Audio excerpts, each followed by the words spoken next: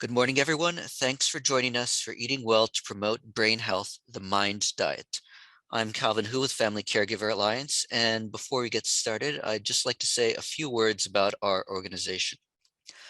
Family Caregiver Alliance has been working kind of in the Bay Area and also the nation to improve the well-being and quality of life of family caregivers. We offer support by providing a number of services and resources, including consultations, classes, workshops. We also do publications and advocacy both locally and nationally. So to learn more about Family Caregiver Alliance, please visit us at caregiver.org. So during the webinar, your phones and microphones are going to be muted. So if you have any questions, you can ask them by using the Q&A box on your screen. We'll also be asking for some feedback at the very end of the webinar, so I'd like to thank you all in advance for filling that out.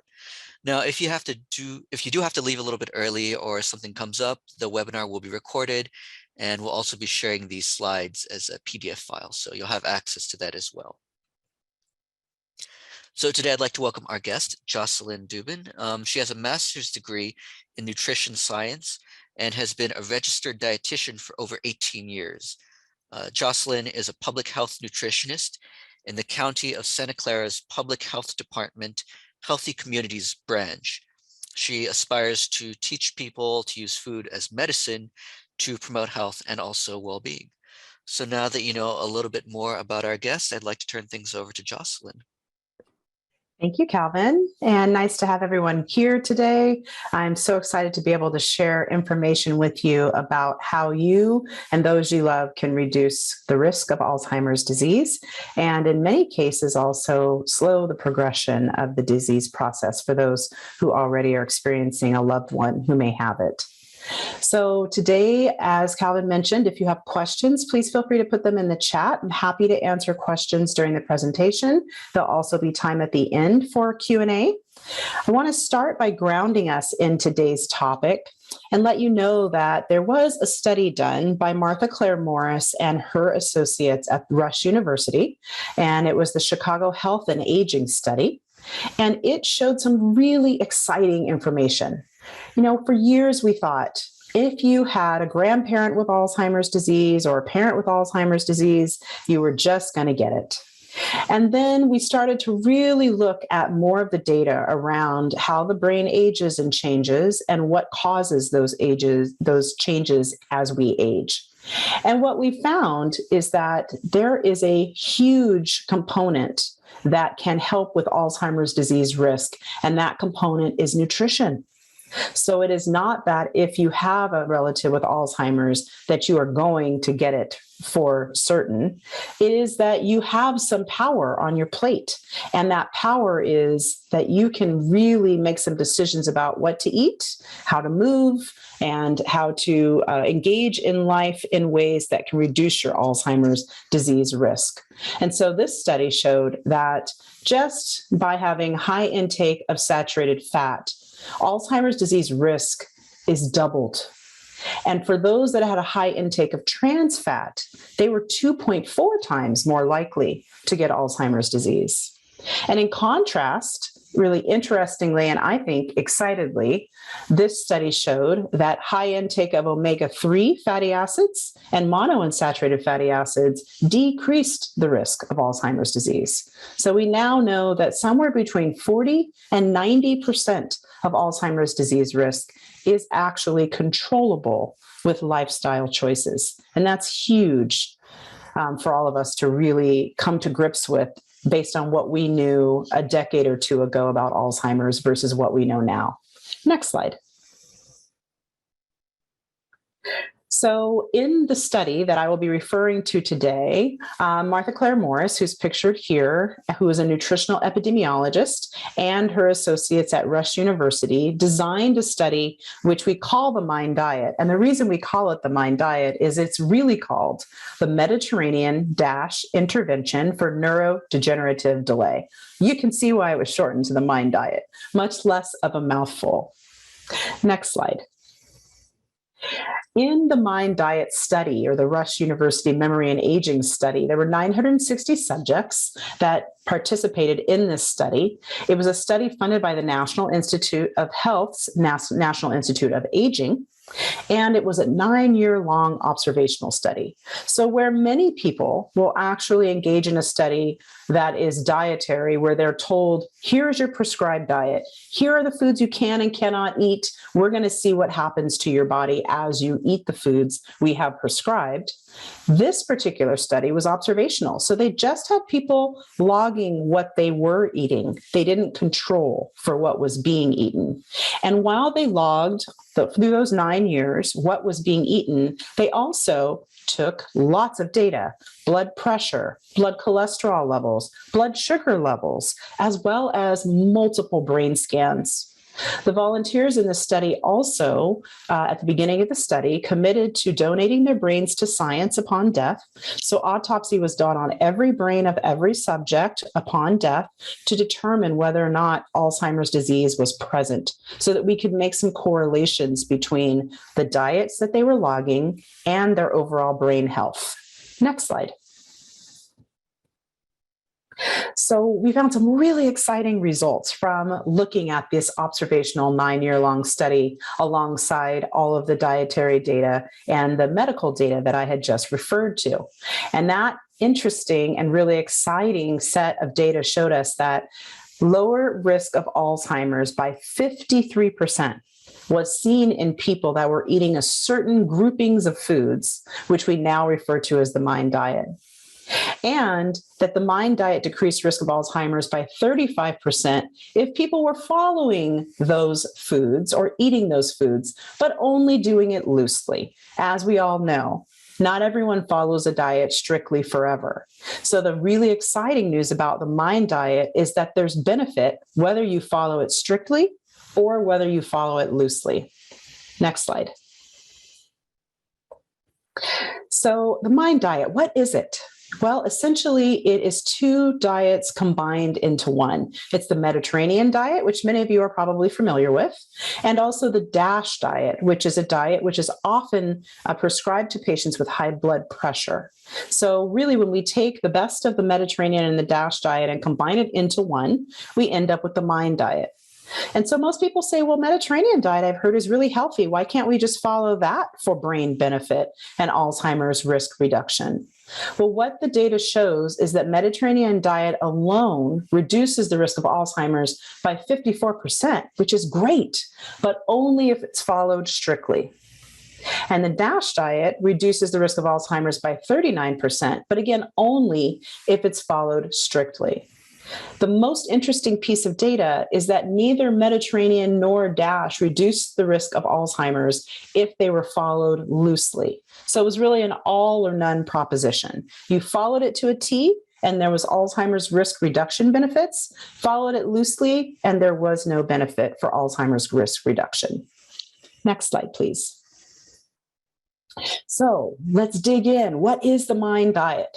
So the Mind Diet is a diet which really lays out best foods for best brain health. But the beauty of the Mind Diet is it doesn't just tell us what to eat. It actually tells us how often and how much. And that's very, very helpful for people who really want to take brain health seriously and do everything they can to reduce Alzheimer's disease risk. So those foods are dark green leafy vegetables, other vegetables, which I will often call the colorful vegetables, nuts, berries, beans, whole grains, fish, poultry, and extra virgin olive oil. Next slide, please.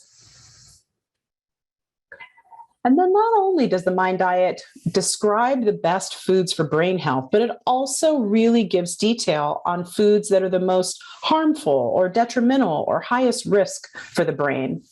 Now, the Mind Diet would say, exclude these foods. But I've been a dietitian for almost 20 years. And I know that if you tell someone you can never, ever have this again, it's going to be a losing proposition because we eat in the real world. And in the real world, there's going to be birthday cake. In the real world, there's going to be that barbecue with your favorite item. And there's going to be a time when you decide you really just want to have a cookie. So I often say, rather than exclude, I want you to think about minimizing and replacing these foods. And they are red meats, butter and stick margarine, cheese, pastries and other processed sweets, fried foods, and fast foods, or what I sometimes jokingly refer to as America's favorite food groups. Next slide, please. So you may be thinking, well, there's lots of diets out there and they're almost always a fad. They come and go. I see them in magazines. I hear about them on the news. And before you know it, we're on to the next one. Why should I even be thinking about incorporating the Mind Diet into my own eating regimen? Well, I want to let you know the Mind Diet is not a fad diet. It is not something that was developed outside of scientific realms. It's a diet that was funded by the National Institute of Health, National Institute of Aging, and is endorsed by that same agency, as well as Dr. Andrew Weil, who you may be familiar with, is one of the leading integrative medicine doctors in the country, by Harvard Medical School and Harvard University, University of California, San Francisco, University of California, Los Angeles, Johns Hopkins, Mayo Clinic, Cleveland Clinic, and the list honestly goes on and on and on in terms of who endorses the Mind Diet. Next slide, please. So I want to take you on a trip for a moment. If we could all pretend in our minds that we can travel together to Ikaria, Greece. So the reason I want to take this trip is that I want to show you some of the data which led to the Mind Diet. And that data comes out of the blue zones. And many of you are probably familiar with the blue zones. They're the 5 places in the world that have been identified to have the healthiest, longest living populations. These are people that live well into their hundreds. What the Ikaria Greece population and the other 4 blue zones have in common is that they eat 95% of their diet from plants. What they also have in common is that the lifespan in the blue zones, and Ikaria Greece in particular, is 8 to 10 years longer than Americans. And most astoundingly, there are almost no cases of dementia in Ikaria Greece. So it's very fascinating to look at the longest living, healthiest populations and what they're eating and how much dementia they're experiencing and how long their lifespan is. Next slide, please. So I take you from that blue zone to research that comes out of another blue zone. And one of the other blue zones, the only one in the United States, is in Loma Linda, California. Also has a very long living, healthy population. And in one study that came out of studying a population in Loma Linda, we found that in a group of 3,000 people, the ones who ate meat were 2 times as likely to develop dementia as those on a vegetarian diet. Now, what we know about the Seventh-day Adventist community, which was the vegetarian diet portion of this study, is that Seventh-day Adventists have a religious principle that says vegetarian diet should be followed for all who are subscribing to that religion. And in Loma Linda, California, the entire community is actually Seventh-day Adventist. So you will not find a Burger King or a McDonald's or a Chick-fil-A within the city limits of Loma Linda, California, because it is a Seventh-day Adventist community. However, next door to Loma Linda is San Bernardino, California, where I was born and raised. And in San Bernardino, there's no Seventh-day Adventist religious principles in place throughout the city.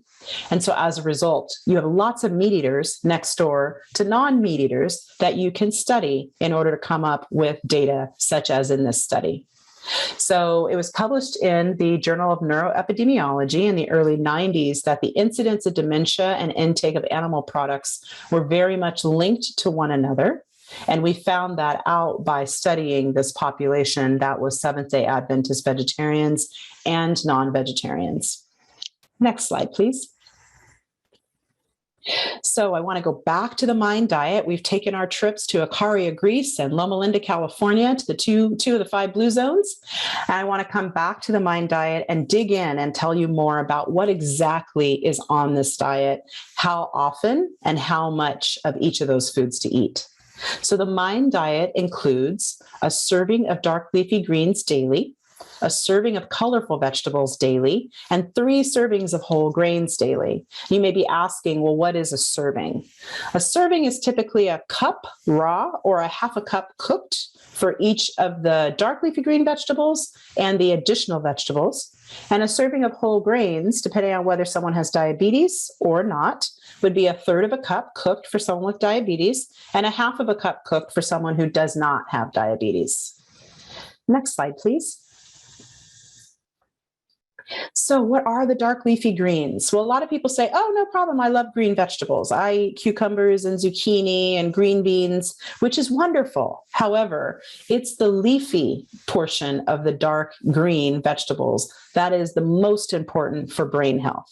So when we talk about our dark green leafy vegetables, we're talking about arugula and spinach. We're also talking about things like red leaf lettuce.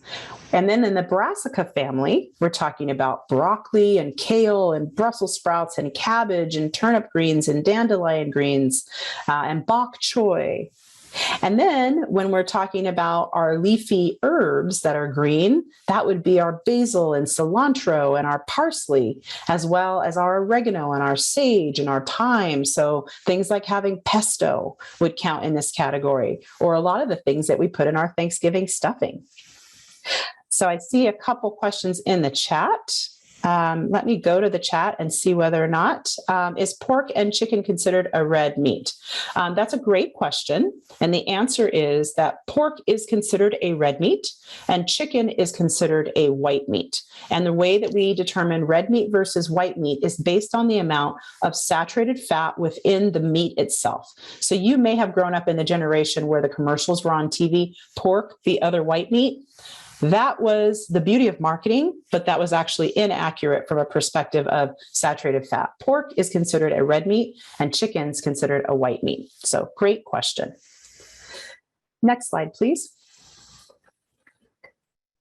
So we talked about what to include daily on the Mind diet. Now let's talk about what to include weekly. In a moment, we'll get to weekly, but I want to just go back to what we were talking about with dark leafy greens and say they're beautiful on their own, whether you've got kale on your plate or broccoli on your plate, but we also want to make sure that there are additional vegetables on your plate as well for overall brain health. And so I like to call those additional vegetables the rainbow on your plate. So the colorful vegetables. So whether you love rainbow carrots or Chioggia beets or lots of different kinds of squash like delicata and kabocha and pumpkin and butternut, whether you love cheddar cheese cauliflower, purple cauliflower, bell peppers, from everything that you can imagine, green to yellow to orange to purple to white, and lots of different varieties of mushrooms. Those are some examples of ways to include additional vegetables on your plate for the Mind diet and make sure that there's also a rainbow on your plate. Next slide, please. And then we come to our whole grains. So we're still talking about things to incorporate daily. We talked about our dark leafy greens, our additional vegetables, and now our whole grains. So those whole grains, I want to take a moment and just talk grain anatomy, because I feel so often that people hear that they should eat whole grains, but they don't necessarily know what that means because no one's ever taught them. So here's your crash course on whole grains. So whole grains are, if you will, like putting on your whole outfit. So if we just have the endosperm of the grain, which is what most people do in the United States, they love white rice. People love to have a donut. People love to have a saltine cracker. People love to have a white flour bagel. Those are representative of just the endosperm of the grain. So the endosperm is just the spongy, white, sweet, higher carbohydrate, higher sugar portion of the grain. But it is very low in the B vitamins and the fiber and the zinc and the other nutrients we need to have healthy bodies. So then some people will also include the germ in the foods that they eat. If you just have the endosperm, such as our white flour bagel or our saltine crackers, it's like going outside with just your underwear on. We wouldn't do that, right? Not socially acceptable. Probably not the best call. So we want to make sure to include the other portions of our outfit, right? We want to put on a shirt, put on those pants, and put on that jacket because it's cold outside. That is very similar to eating the endosperm with the germ and the bran. We want the entire grain because it gives us the most benefit, the most protection. So that would mean things like having whole rolled oats or steel cut oats, farro and freekeh and teff and einkorn and whole wheat. And does anyone know what that plant is on the left of our slide? You want to put it in the chat? Take a guess.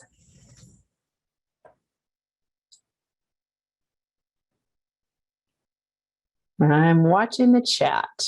Ah, yes. Beautiful, Nancy. It's quinoa. Yes. So quinoa is what you're looking at there on the left of the slide. And quinoa is a beautiful whole grain. I was just scanning the chat and the Q&A a little bit, waiting for Nancy's response. And I saw that someone said, but what about people who are gluten intolerant? Whole grains include grains with gluten and grains without gluten. So the two that you see pictured here, quinoa and rolled oats, are actually gluten-free grains. So it's possible to have whole grains in the diet without incorporating gluten.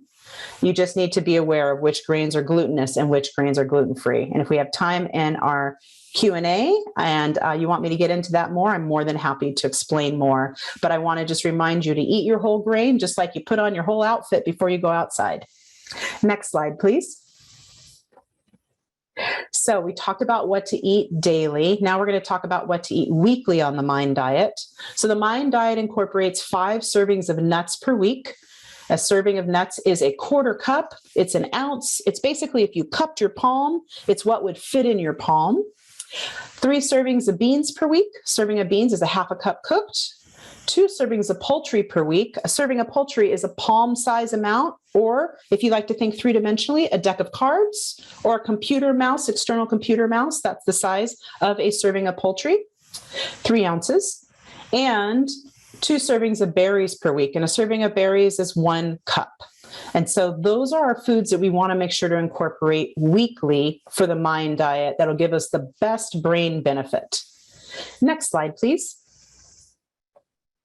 And then our foods to include once a week. So we talked about daily, we talked about several times per week. Here's our once a weeker, and that is fish. And so for you, fish may mean several different things, but I really want to encourage fin fish. So fish that actually have fins rather than shellfish. And that's not to say that no one should be eating shellfish. It's to say that we know there's more benefit from the fin fish because they're lower in saturated fat.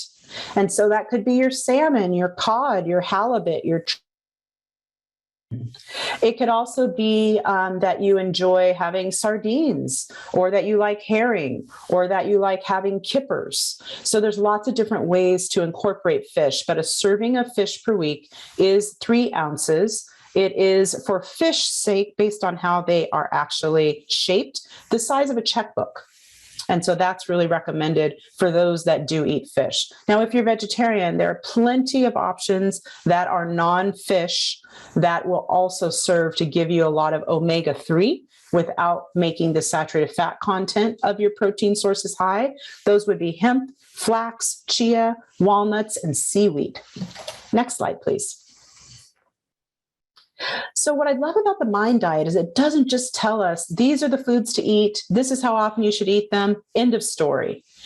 The MIND diet really, because the participants logged their food for 9 years during this study, they were honest, right? They were not angelic. They were eating in the real world. So they really showed the researchers all of the foods they were eating and how often. So I want to just take a moment and let you know that these are the foods to minimize on the MIND diet, but I'm also showing you how often the subjects who were the healthiest in the MIND diet eat these foods. So the healthiest MIND diet participants had butter at less than a teaspoon per day. They had cheese at less than 1 serving per week. They had red meat at less than 4 servings per week. They ate fried foods at less than a serving per week, fast foods at less than a serving per week, and they ate pastries at less than 5 servings per week. So again, they were incorporating some of the foods which are considered to be less brain friendly. However, they were limiting their intake of these foods over the course of each week. And again, we know that these were the healthiest participants because of the brain scans and because of the autopsies that were done on the brains of the subjects who had passed. Next slide, please. So you may be looking at that processed sweets and pastries and saying to yourself, what does sugar have to do with the brain? I thought we only had to worry about how much sugar we ate because of diabetes. So I want to take a little moment to really talk to you about sugar and the brain and how those two things are related.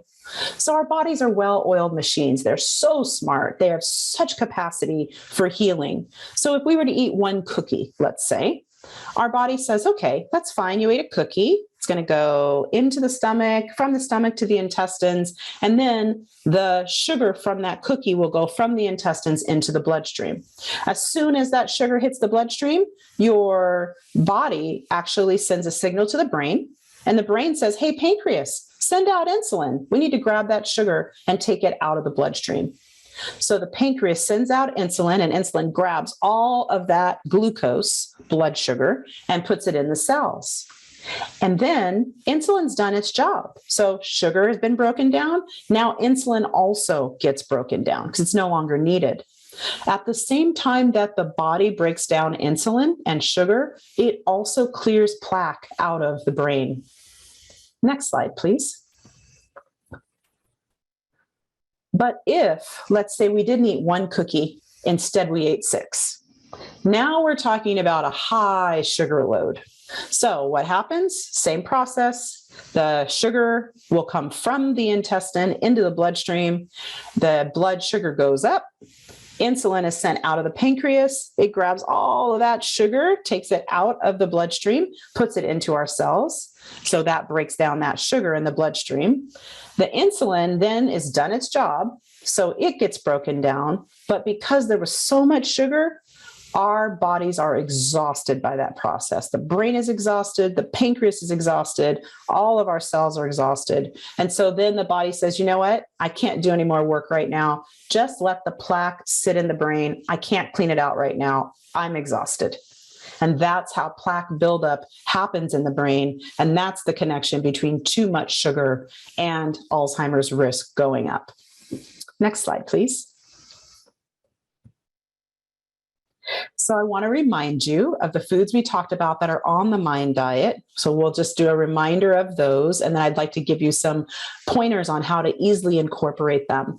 So those MIND diet foods, again, the ones that we should be incorporating daily and weekly are green leafy vegetables, other vegetables that are colorful, nuts, berries, beans, whole grains, fish, poultry, and extra virgin olive oil. Next slide, please. So some of you may be thinking, I am a really busy caretaker, or I'm a really busy person that has a lot to do in the world. And as a result, I can't eat these foods because they just take too much work to prepare.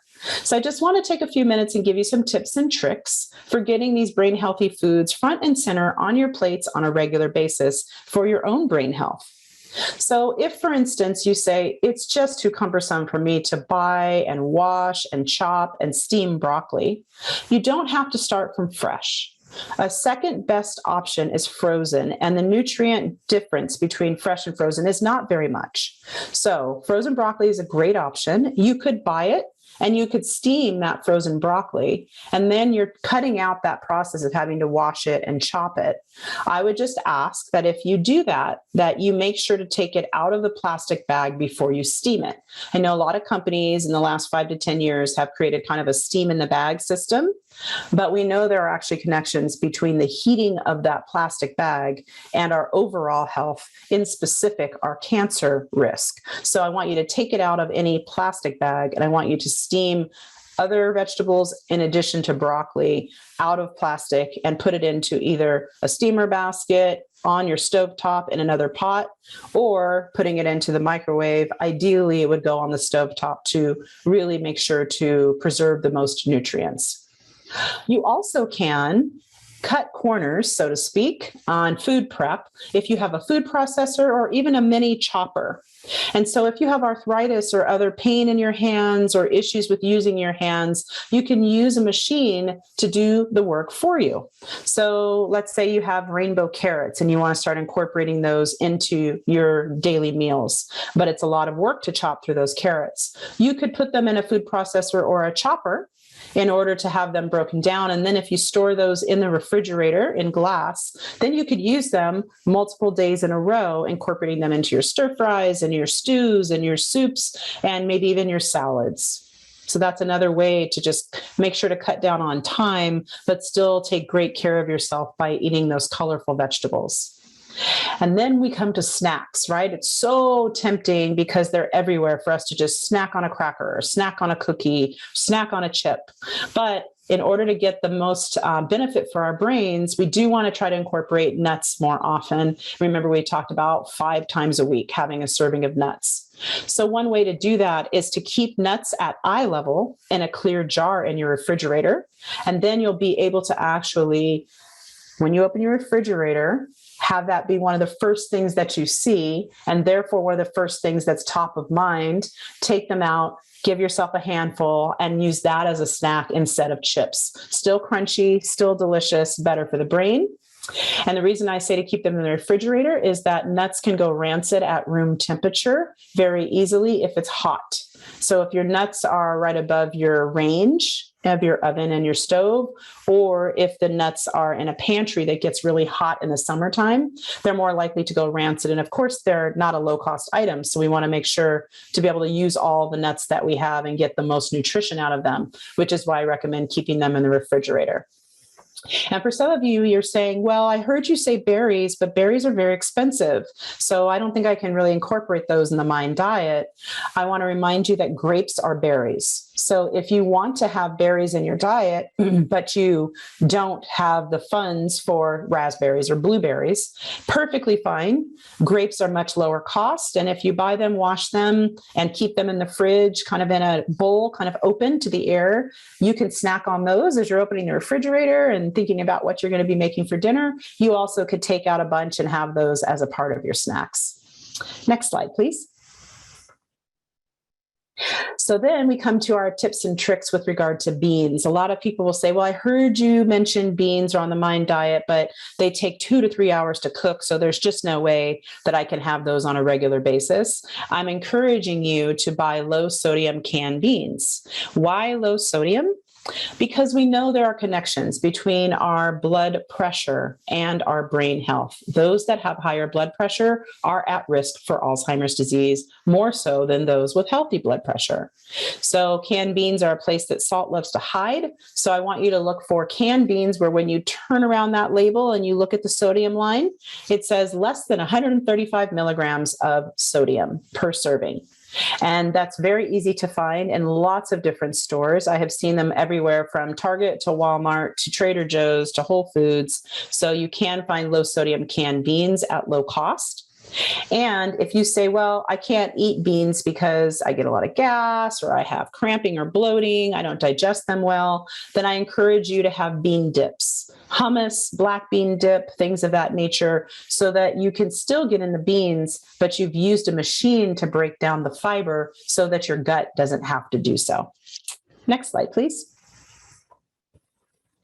And then our tips for eating more whole grains. So I know that many of you are fans of oatmeal because I know oatmeal is a popular breakfast food.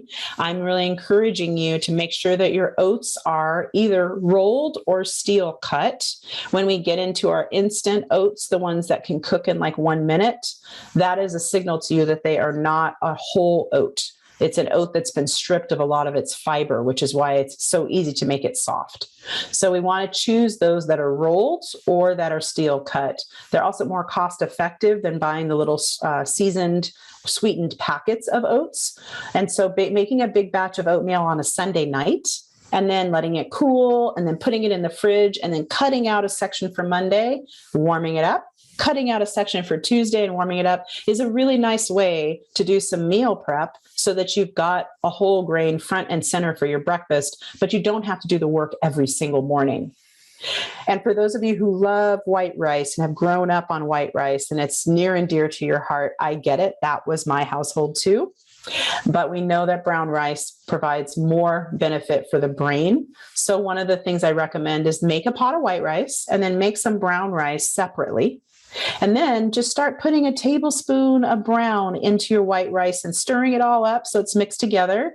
And that will help you get more accustomed to the taste and texture of brown rice, but still feel like you've got something that's near and dear to your heart and feels more akin to what you've experienced earlier in your life, while at the same time doing right by your brain. So that mixture of brown and white is one way to start to get used to more whole grains.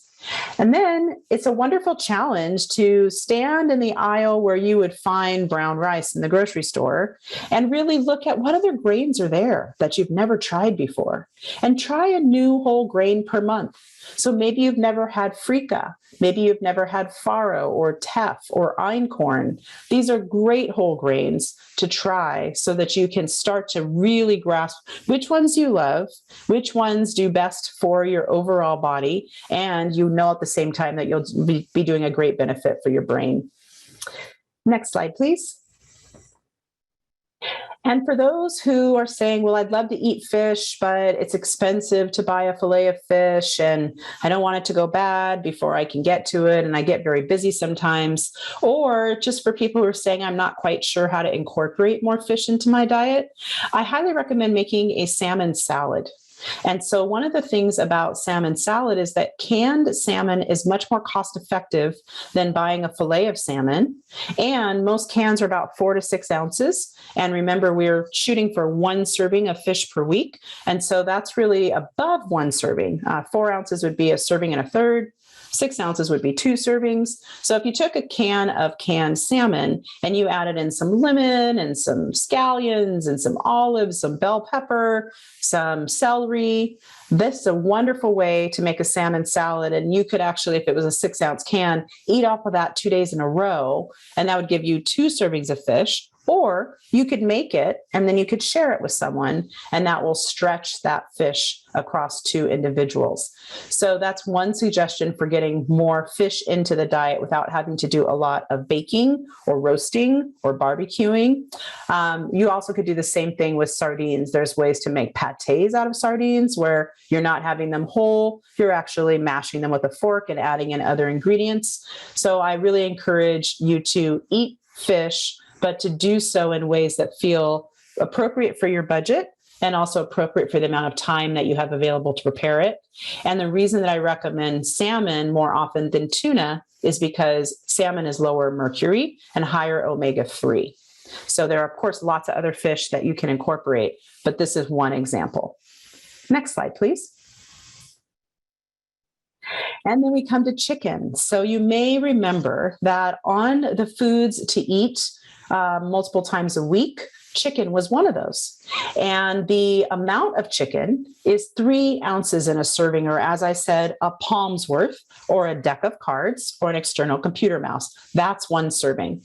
So on the Mind diet, chicken is recommended at 2 servings per week. So that's 1 restaurant-sized chicken breast, which is about 6 ounces per week. So it really becomes more cost effective because you're not having to buy as much chicken. But if you were thinking, well, I don't have a lot of time to make chicken, how can I make it so that it's the most use of my time and the best for my brain? I would recommend considering a chicken salad.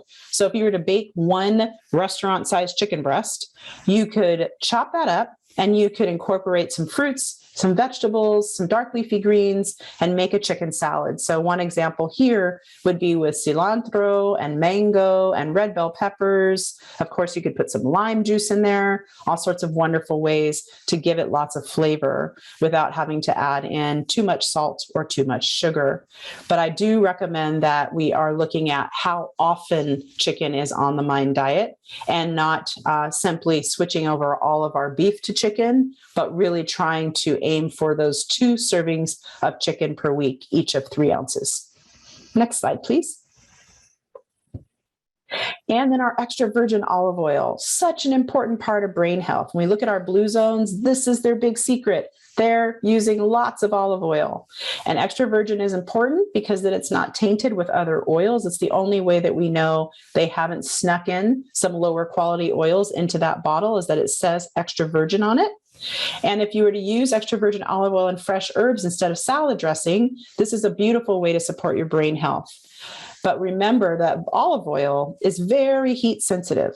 It has what we call a low smoke point. And so we don't want to fry our popcorn in it or stir fry in it. Instead, you want to use extra virgin olive oil for low heat and no heat cooking. And for other levels of cooking, like a stir fry, you'll want to use things like avocado and safflower oil instead of olive oil. Next slide, please. So what do all these foods have in common? Why do these foods make up the Mind diet? There's so many foods that could have been chosen. Why these? The foods on the Mind diet are all high in antioxidants. And I like to have you think of antioxidants as all of your cells having a suit of armor like a knight. And so the antioxidants protect all of your healthy cells. They are vitamins A and C and vitamin E, glutathione, lots of wonderful antioxidants in all of the foods on the Mind diet. The Mind diet foods also decrease inflammation, and it is well known that inflammation is the root of all major chronic diseases, whether that's diabetes, cancer, heart disease, Alzheimer's, arthritis. It goes on and on. Inflammation is the start of all of those disease processes. So the foods on the Mind diet bring down that inflammation, which brings down your risk. And the Mind diet also has representatives of food groups that are all limited in saturated fat. So the reason why we eat more fish and chicken on the Mind diet and beef is not encouraged is because beef is higher fat, chicken and fish are lower in fat. The reason why beans are eaten more often than chicken and fish is because beans are even lower in saturated fat than the chicken and the fish. So lower saturated fat means less clogged arteries in the body and less clogged arteries in the brain. And we know that Alzheimer's is essentially heart disease in the brain. So we're everything you'd want to do to keep your heart healthy, we also do to keep our brains healthy. That includes the limitation of trans fats, so those partially hydrogenated oils that you'll find in some of our snack foods. And we want to decrease plaque buildup in the brain because Alzheimer's is plaque buildup in the brain. We're doing everything we can to decrease it, and the Mind diet foods do that. Next slide, please. If you remember nothing else, I want you to remember 3 foods: extra virgin olive oil, blueberries, and strawberries. Those are particular Mind diet superstars. There's so much literature to show that these are supportive of our brain health. Whether you have blueberries and strawberries that are frozen or fresh, doesn't matter. Just work them in however you can. And remember, if they are not cost effective, you can always use grapes, which are much more cost effective berries. And then our extra virgin olive oil, remember that we can stretch a bottle pretty far because we're not using it for everything. We're only using it for our low heat and our no heat cooking. Next slide, please. I wanted to just let you know that these are the references for the presentation I've given you today. Everything that dietitians do is grounded in the scientific research that has been peer-reviewed, that has been longitudinal, and that has been sanctioned by the federal government. So I wanted to let you know that that's the basis of the research I've shared with you today. Next slide, please. And the public health department always appreciates your feedback. So we have a link here to a survey, which would be very, very helpful for us to get some feedback from you on whether there's some new information that you've learned today that you can apply to improve your own health and the health of others. And if you prefer to simply use a QR code, then next slide. The QR code is here. And so while I'm in the Q&A and the chat, I wonder, Calvin, if maybe you could put that link into the chat so that people can click on it directly. And if you want to aim your phone camera at this QR code, that will pull up the survey for you as well. It's exactly the same survey. And next slide.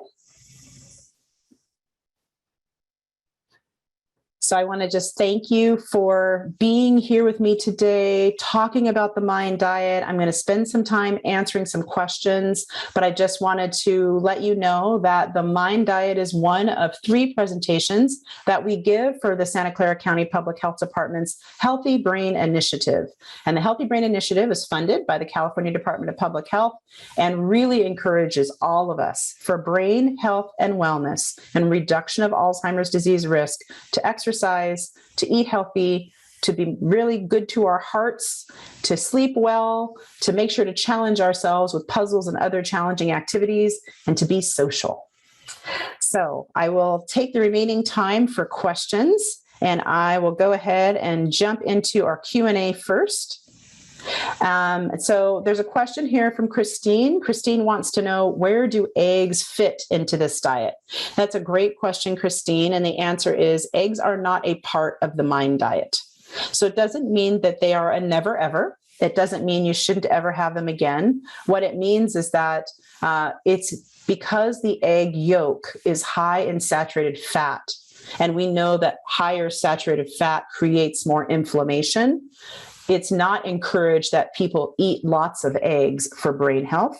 So what I often say is, if we're eating in the real world, which we all are, that if you love eggs, perhaps have your egg with a lot more dark leafy greens. So instead of having an egg and cheese omelet with bacon, maybe you're having poached eggs on a bed of spinach and broccoli, and then you're adding some colorful vegetables into that meal or some berries on the side, so that you've got a nice balance between something that's not as brain friendly and some things that are as brain friendly. So again, that eating in the real world is so important. Okay, so that is our question about eggs. There's a question. I work with a lot of people on food stamps, low income. It is so hard to get fresh foods when they don't have a lot of money. Do you have any suggestions on how to help people in this area? Joanna, great question. And yes, I do. If people are taught about how cost effective it is to eat beans and brown rice and very simple fruits and vegetables that are low cost, like apples and oranges and bananas, and how some of the monies that have been going to beef and pork and chicken and cheese could be then diverted to the beans and the rice and the fresh fruits and vegetables, it does open up a little bit more budgetary room. But because so many people are used to prioritizing that their higher dollar items are their meats and their cheeses, and that doesn't leave a lot of room left for the fruits and vegetables, the thinking is fruits and vegetables are too expensive. Someone who's low income can't afford them. When in fact, it's not that they're too expensive. It's that we as a society need to reprioritize making fruits and vegetables lower cost so that they're accessible to all. And in the meantime, those who have very few dollars could replace some of that grocery budget for meat with a grocery budget for beans and, as I mentioned, whole grains. And if they're buying them in unprepared ways, that lowers the cost, right? So if you buy top ramen and you look at how many servings you can get out of that, it's actually less servings per ounce than if someone were to buy whole wheat noodles dry and boil them. So if someone is unhoused, it's a different conversation, and I have a different presentation that breaks down the costs of some foods that could be used for the unhoused. But for someone who is housed, I recommend, if they have CalFresh as an option to them, or WIC as an option to them, or Second Harvest Food Bank as an option, that they're utilizing those options to really supplement their food dollars and get more produce into their households. So that's the short answer, but we got a long way to go as a society to make sure that all people have access to healthy foods. There's a question on me reviewing amounts daily and weekly of portions. And so, Calvin, I wonder, can you go all the way back to the slide where I talked about what to eat daily? That's probably... You can just let me know when to stop. I'll go okay, back here. Yeah, it's probably a good 10 slides back. Was it this? Nope, almost there. Keep going. There we go. Oh, one forward, please. One more forward. One more. No, you're going backwards. Oh, sorry. That's okay. There we go. Perfect. Okay, so serving sizes. A serving of dark leafy green vegetables per day is 1 cup raw or a half cup cooked.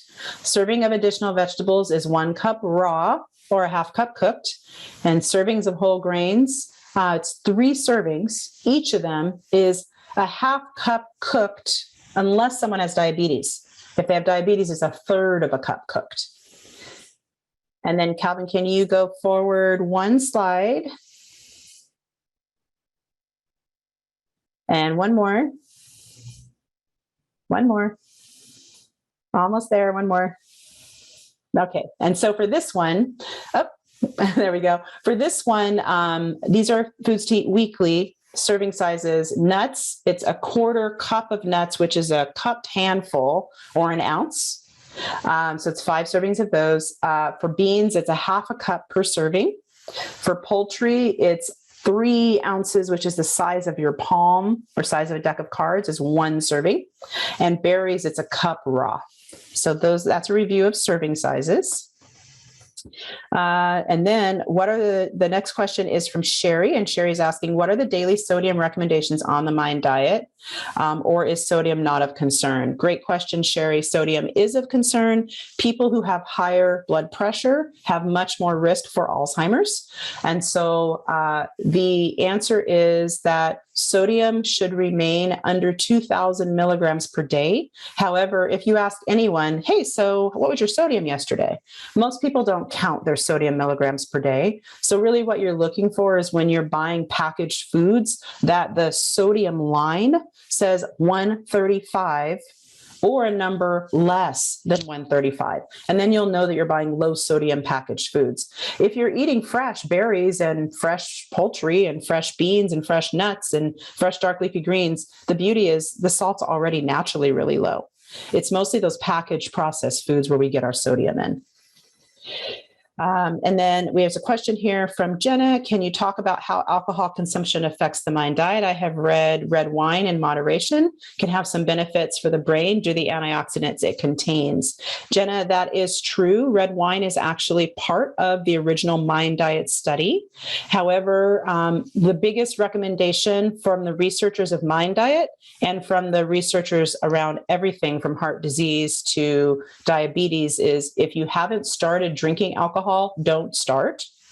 And if you do, make sure that it's limited to 1 drink per day for women, 2 drinks per day for men, and that red wine is beneficial for brain health. Many people believe that red wine is beneficial for heart health, but the serving size is actually quite large in order to get the benefit for heart health. So my recommendation is know yourself.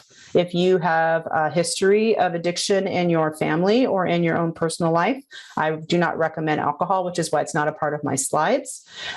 If you are a person who is dealing with kidney issues, it also may be contraindicated.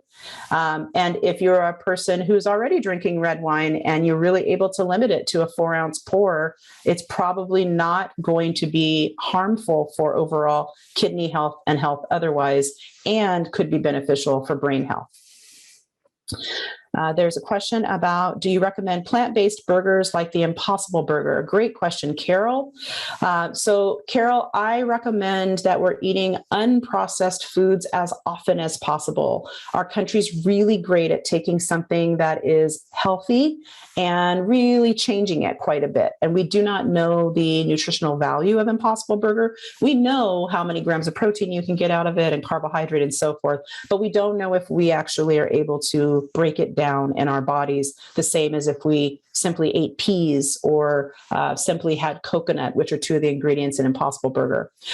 Impossible Burger also is a great option for someone who is trying to decrease their red meat, but really loves hamburgers and is going out to some of our most popular chain restaurants and wants to make a better choice. So I applaud it for that reason.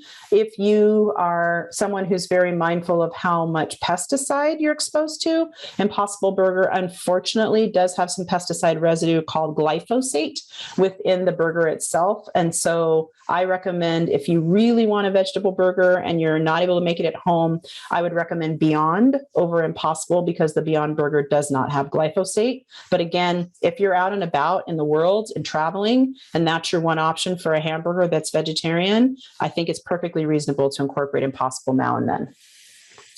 And Juan, you are very welcome for the presentation. Let me jump over to the chat, see if I can answer any questions there.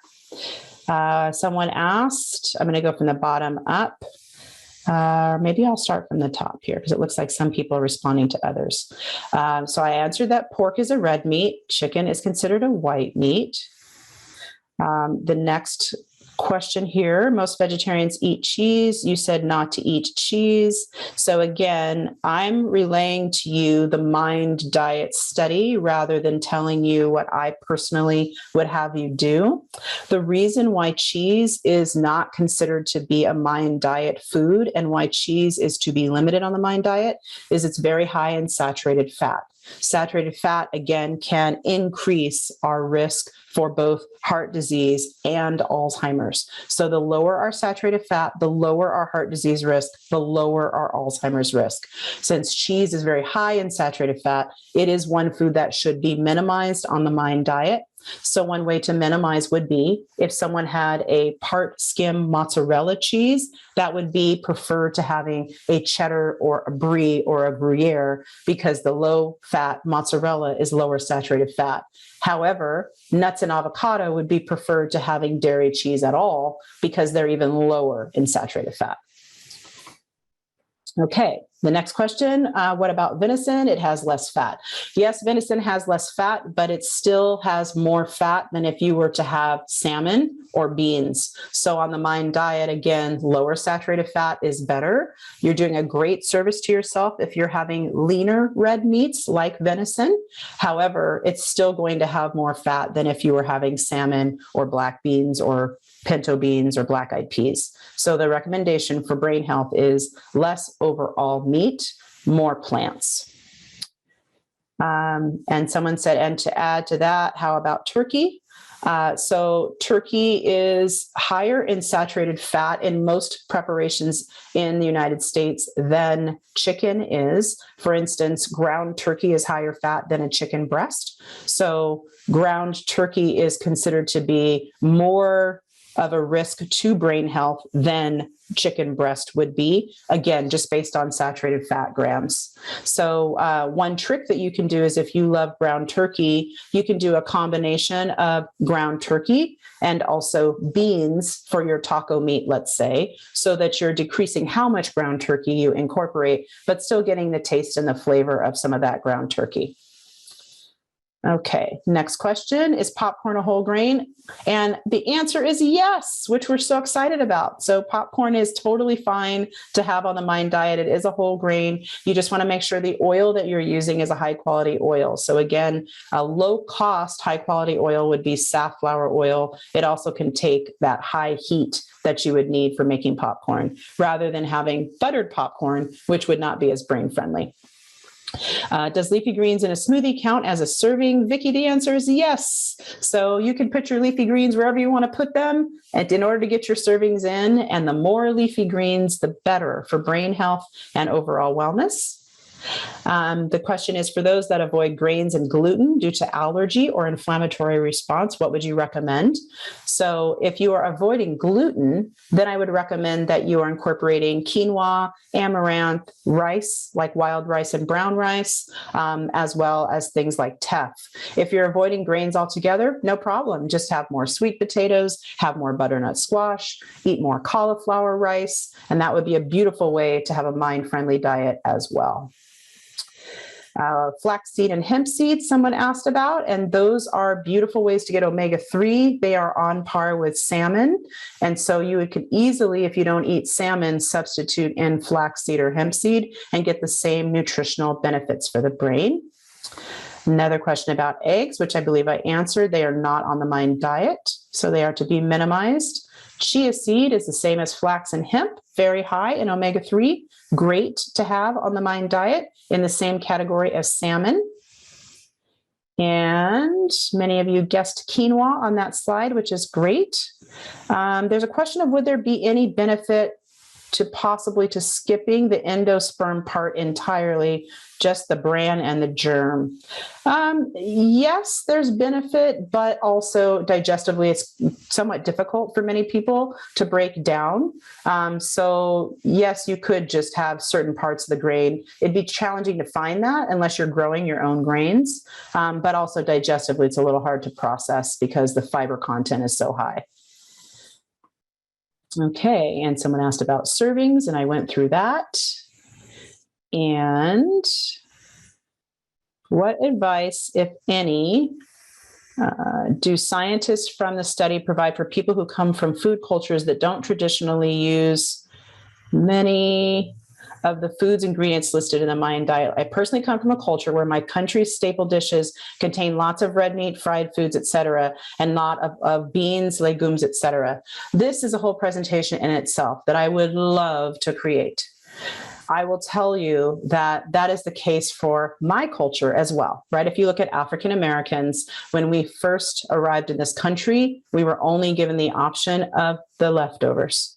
And those leftovers were often the highest saturated fat portions of meat, very few fruits and vegetables, and very few whole grains. I would have you look to the data around the health of African Americans to see how that has panned out. It has not panned out well for us. We are a very, very sick population, and it hurts my heart. So I want us to find ways to bridge where we are from culturally and what has been culturally significant to us with what helps us to be the most well and to continue through the generations. So that is my answer. Where we come from is not necessarily what we should eat. It's what we have been used to eating. And we do not need to abandon all of that, but we don't always necessarily need to honor that and only that. Perfect example, in this country, we have avocado. Many people did not have avocado before they came to California, but avocado is a very heart healthy food. And as we learn to incorporate it, we all benefit from that incorporation. So that's one example. And then quick whole grain examples I was asked to give. So quinoa, brown rice, teff, amaranth, and so forth. We are in our last minute, so I'm going to answer one more question, and I will leave it at that in order to be respectful of everyone's time.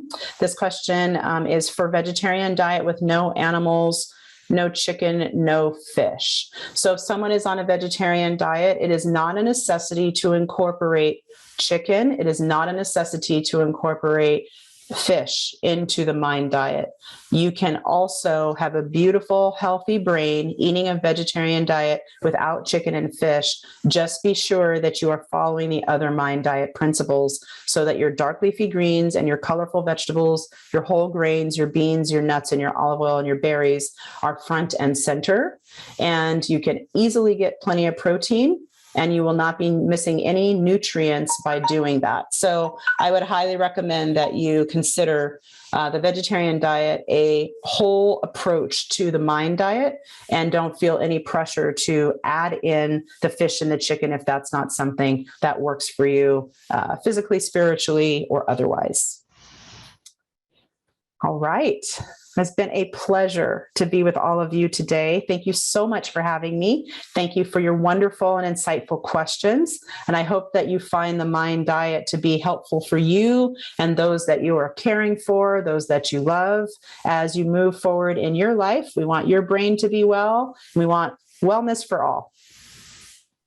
Thank you very much, Jocelyn, for sharing your very informative and actually kind of uplifting presentation. So we know that these that if there's Alzheimer's disease in the family, or if maybe we're just worried about this happening to us sooner or later in the future, that there's lots of ways to do things in our own lives that are not necessarily too difficult to prevent that. So thank you very much for sharing with us.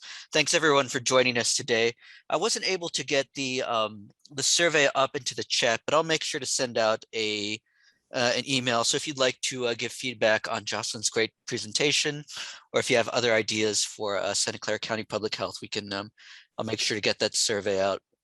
I'm also going to run a quick survey right now if you have a little bit of time to fill out. But again, I just want to thank you all for participating in this webinar today. We do these webinars every month, so you can find out about our next one on our website, which is again caregiver.org. And again, the big thank you to Jocelyn for sharing her great knowledge with us, and also sticking around to answer everybody's questions. So thanks again, Jocelyn. Thank you. Bye, So everyone. yeah, I think that's it. I know Jocelyn's got a lot of things going on. I'm going to keep the line open. I'll get the poll started. But again, we'll get the presentation as a recording. So if you miss anything, if you want to review, if you want to share it with friends, you can do that. And then we'll also be able to share Jocelyn's presentation as a PowerPoint, a PDF. So thank you again, everybody. We'll keep the line open, but that's it for now. So thanks again. Bye, everyone. Thank you.